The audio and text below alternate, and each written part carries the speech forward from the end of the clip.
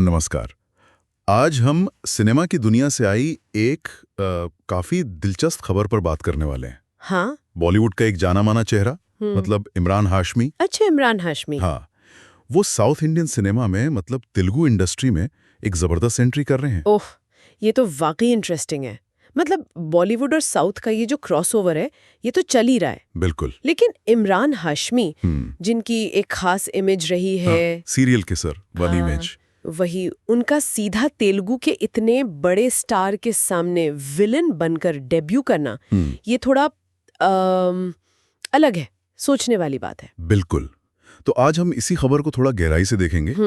Film का नाम है ओजी और इसमें इमरान हाशमी भिड़ेंगे तेलुगु सिनेमा के पावर स्टार पवन कल्याण से। पवन कल्याण, मतलब ये तो बहुत बड़ी टक्कर हुई फिर। हाँ, तो ये सिर्फ एक फिल्म की खबर नहीं है, शायद ये दिखा रहा है कि इंडियन सिनेमा कैसे बदल रहा है। सही कहा। इतनी चर्चा क्यों हो रही है इस डेब्यू की, फिल्म में क्या खास है, और ये इमरान हाशमी और तेलुगु सिनेमा दोनों के लिए क्या मायने रखता है। बिल्कुल। तो चलो शुरू करते हैं इमरान हाशमी से ही। मतलब उनका क्या टेक था इस पर? सुनने में आया कि जब उन्हें रोल मिला तो वो काफी एक्साइटेड थे। हाँ, एक्साइटेड से भी ज्यादा। रिपोर्ट्स तो कहती हैं कि वो थ्रिल्ड थे, मतलब बहुत ही ज्यादा उत्साहित। अच्छा। उनके लिए ये सिर्फ एक और फिल्म साइन करने जैसा नहीं था। ये एक बिल्कुल नए मैदान में, नई भाषा में, और वो भी इतने बड़े लेवल पर कदम रखने जैसा था। पर सिर्फ एक्साइटमेंट नहीं, इसके पीछे एक ठोस वजह भी लगती है। क्या वजह लगते हैं? कोई बड़ा प्रोजेक्ट था इसलिए या कुछ और? शायद उससे भी ज्यादा। देखो, जैसा उन्होंने कहा उनके शब्दों में कि इससे बेहतर तरीका क्या हो सकता था तेलुगु सिनेमा में आने का कि पर्दे पर सुपरस्टार पवन कल्याण से टक्कर ली जाए। ओह, ये तो बड़ा स्टेटमेंट है। हाँ, इस पर गौर करना चाहिए। वो इसे सिर्फ एक रोल नहीं देख रहे हैं, वो इसे एक चैलेंज की तरह देख रहे हैं, एक टकराव का मौका। ये दिलचस्प है। मतलब सीधा टकराव शब्द का इस्तेमाल, ये कहीं ना कहीं उनके किरदार की नेगेटिव शेड की तरफ भी इशारा करता है ना। बिल्कुल, और फिल्म का जो हाई वोल्टेज ड्रामा होगा उसकी तरफ भी, और साथ ही ये पवन कल्याण के स्टारडम को एक तरह का सम्मान भी है। हाँ, कि उनके सामने खड़ा होना ही अपने आप में बड़ी बात है। सही। और ये सिर्फ पवन कल्याण की बात नहीं है, उन्होंने डायरेक्टर सुजीत के विजन की भी तारीफ की है। अच्छा, सुजीत जिन्होंने साहो बनाई थी, डायलॉग्स कैसे होंगे? हाँ, किरदार का पूरा आर्क, सब कुछ अपीलिंग लगा होगा। यानी ये कोई अचानक लिया फैसला नहीं लगता, सोचा समझा कदम है। बिल्कुल। और उन्होंने ये भी कहा कि सुजीत और पवन कल्याण के साथ काम करने का एक्सपीरियंस शानदार रहा। अच्छा, तो मतलब सेट पर माहौल भी अच्छा था। हाँ, जो कि जरूरी भी है, खासकर जब दो इतने पावरफुल एक्टर आमने सामने हो। सही कहा। चलो अब थोड़ा फिल्म ओजी पर आते हैं। हाँ, सुजीत का डायरेक्शन, पवन कल्याण लीड में और इमरान हाशमी विलन, ये कॉम्बिनेशन ही सुनने में मजेदार लग रहा है। हाँ, और इसे सिर्फ एक्शन फिल्म कहना शायद ठीक नहीं होगा। अच्छा। खबरों में कहा जा रहा है कि ये एक स्टाइलिश गैंगस्टर एक्शन ड्रामा है। स्टाइल और गैंगस्टर। और एक और इंटरेस्टिंग बात, इसका जो स्कोप है वो ग्लोबल बताना जा रहा है। ग्लोबल स्कोप, इसका क्या मतलब हुआ? कहानी विदेश में सेट है? हो सकता है, या फिर कहानी का कनेक्शन किसी इंटरनेशनल क्राइम सिंडिकेट से हो। या हो सकता है कि फिल्म का जो बनाने का तरीका है, जो प्रोडक्शन वैल्यू है, वो इंटरनेशनल लेवल का हो। अच्छा, ओके। पवन कल्याण का जो किरदार है ओजस गंभीरा उर्फ ओजी, शायद वो ऐसा कैरेक्टर हो जिसका असर देश के बाहर भी हो। और इमरान हाशमी का किरदार ओमी, वो कहाँ फिट होता है इसमें? देखो, जो पता चला है उसके हिसाब से ओमी एक बहुत ही बेरहम, मतलब रूथलेस क्राइम बॉस है। ओके। और कहानी का प्लॉट थोड़ा क्लासिक गैंगस्टर फिल्मों वाला लगता है। जैसे कि जब ओजी यानी ओजस गंभीरा सीन से गायब होता है किसी वजह से, तो ओमी उसकी जगह ले लेता है, पावर पे कब्जा कर लेता है, और यहीं से शुरू होता है टकराव। अच्छा, पावर स्ट्रगल। हाँ, पावर, कंट्रोल और शायद धोखा भी, ये सब देखने को मिल सकता है। ये तो वाकई दमदार लग रहा है और लगता है लोग भी इसे देखने के लिए तैयार हैं। वो जो बर्थडे टीजर आया था उसने काफी शोर मचाया था ना। अरे बिल्कुल, वो टीजर बस एक झलक थी, लेकिन उसने फिल्म का मूड सेट कर दिया। कहते हैं टीजर के एंड में ओजस गंभीरा का एक फाइट के बाद का बहुत ही पावरफुल स्टिल है। अच्छा।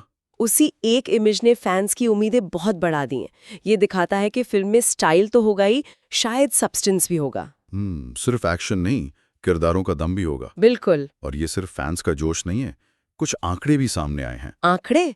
कैसे आंकड़े? अमेरिका में जो प्री सेल्स हुई हैं, एडवांस बुकिंग, हाँ, रिलीज से 3 हफ्ते पहले ही फिल्म ने $1 मिलियन कमा लिए हैं एडवांस बुकिंग से। क्या बात कर रही हो, $1 मिलियन? ये तो बहुत ज्यादा है। हाँ, ये बहुत बड़ी बात है। बहुत कम इंडियन फिल्में ऐसा कर पाती हैं, वो भी रिलीज से इतना पहले। तो ये सिर्फ पवन कल्याण का स्टारडम है? या देखो, पवन कल्याण का स्टारडम तो है ही जबरदस्त, खासकर तेलुगु ऑडियंस में। हाँ, वो तो है। लेकिन शायद सिर्फ वही वजह नहीं है। सुजीत का डायरेक्शन, डीवीवी जैसा बैनर, जिन्होंने आरआरआर बनाई थी। हाँ, तो वो भी एक फैक्टर है। फिर ये गैंगस्टर वाला जॉनरा जो सबको पसंद आता है, और अब इमरान हाशमी भी जुड़ गए। तो ये सब मिलकर एक ऐसा पैकेज बन गया है जो इंटरनेशनल ऑडियंस को भी खींच रहा है। ये आंकड़े बता रहे हैं कि फिल्म को लेकर जबरदस्त बज़ है ग्लोबली। हाँ, वाकई ये तो कमाल के आंकड़े हैं। अच्छा, चलो कास्ट और क्रू पर भी थोड़ी बात कर लेते हैं। पवन कल्याण और इमरान हाशमी के अलावा और कौन-कौन है? कास्टिंग भी अच्छी लग रही है। प्रियंका मोहन लीड एक्ट्रेस हैं। ओके। साथ में अर्जुन दास हैं जो अपनी इंटेंस एक्टिंग के लिए जाने जाते हैं। हाँ, मैंने देखा है उनका काम। और वेटरन एक्टर प्रकाश राज भी हैं। और श्रिया रेड्डी का नाम भी है। श्रिया रेड्डी, उन्होंने अपने रोल के बारे में कुछ बताया था शायद। हाँ, उन्होंने कहा कि उनका किरदार बहुत रियलिस्टिक और हार्ड हिटिंग है।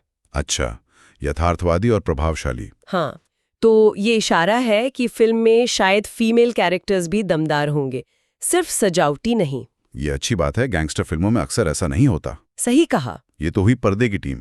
पीछे कौन लोग हैं? म्यूजिक किसका है? म्यूजिक दे रहे हैं थमन एस। थमन, वो तो आजकल तेलुगु में बहुत हिट है। हाँ, बहुत पॉपुलर है। और गैंगस्टर फिल्मों में बैकग्राउंड स्कोर का रोल बहुत बड़ा होता है ना? बिल्कुल, माहौल बनाने में। और थमन इसमें माहिर माने जाते हैं। और कैमरे के पीछे सिनेमेटोग्राफर कौन है? विजुअल्स बहुत जरूरी होंगे इस फिल्म के लिए। यहाँ भी 2 बड़े नाम हैं, रवि के चंद्रन और मनोज परमहंस। अरे वाह, दोनों ही कमाल के हैं। हाँ, दोनों ही अपने विजुअल स्टाइल के लिए जाने जाते हैं।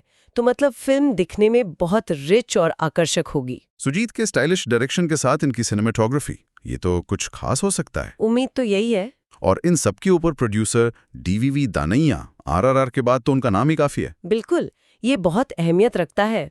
डीवीवी दानैया सिर्फ पैसे नहीं लगाते, वो बड़े विजन वाले प्रोजेक्ट्स को सपोर्ट करते हैं। आरआरआर ने दुनिया भर में नाम कमाया, तो अगर वो ओजी प्रोड्यूस कर रहे हैं तो मतलब वो इसमें भी वही पोटेंशियल देख रहे हैं कि ये फिल्म भी भाषा और रीजन की हदें तोड़ सकती है। हाँ, ये फिल्म के बजट, उसकी मार्केटिंग, उसकी पूरी सोच को दिखाता है। तो मतलब हर डिपार्टमेंट में टॉप के लोग जुड़े हैं। अब रिलीज कब हो रही है? ये इंतजार कब खत्म होगा? अभी जो खबर है उसके हिसाब से सितंबर 2025 में रिलीज होगी। अच्छा, 2025, मतलब अभी 1 साल है लगभग। हाँ, थोड़ा इंतजार है, पर जिस लेवल की फिल्म लग रही है, शायद इंतजार का फल मीठा हो। उम्मीद तो यही है। अच्छा, इसके डिस्ट्रीब्यूशन को लेकर भी कुछ खास बात थी ना, नॉर्थ इंडिया के लिए? हाँ, ये भी एक इंटरेस्टिंग मूव है।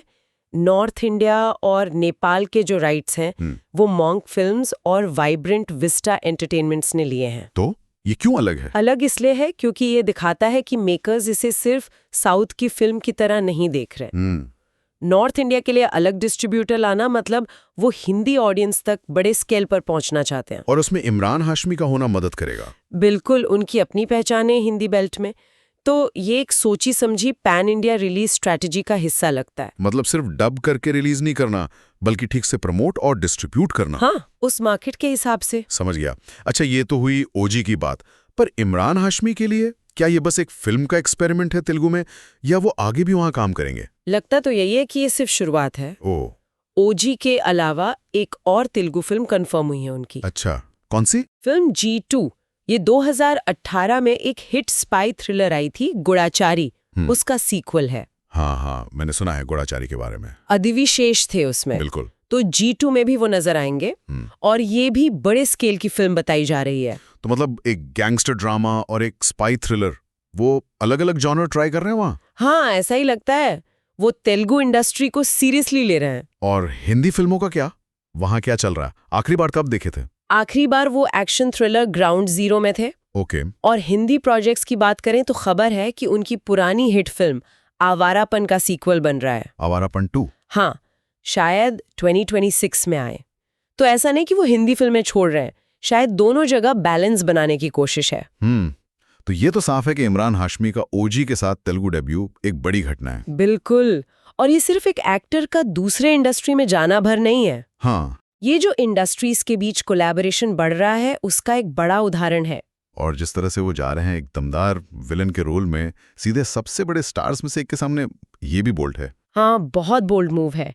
ये दिखाता है कि एक्टर्स अब सिर्फ हीरो वाले खांचे में फिट नहीं होना चाहते। दमदार किरदार चाहिए, भाषा कोई भी हो। सही का। और फिल्म को लेकर जो वाइब है, जबरदस्त प्री सेल्स, टीजर का रिस्पांस, बड़े नाम। हाँ, ये सब मिलके ओजी को 2025 की सबसे इंतजार की जाने वाली फिल्मों में से एक बना रहे हैं। इसमें कोई शक नहीं। एक स्टाइलिश, बड़े स्किल की गैंगस्टर ड्रामा जिसमें एक्शन, इमोशन, परफॉर्मेंस सब कुछ होने का वादा है। और वो जो दूसरी तेलुगु फिल्म कर रहे हैं G2, वो भी कंफर्म करता है कि ये सिर्फ एक एक्सपेरिमेंट नहीं है। ये पूरा मामला दिखाता है कि इंडियन सिनेमा कितना बदल रहा है। भाषा की दीवारें वाकई टूट रही हैं। हाँ, जिसे हम पैन इंडिया कहते हैं, वो अब सिर्फ कहने की बात नहीं रही। कंटेंट इज किंग वाली बात सच हो रही है। और गैंगस्टर जॉनर की अपील तो हमेशा रहती है, पावर, एम्बिशन, धोखा। हाँ, ये थीम्स हमेशा दर्शकों को खींचते हैं।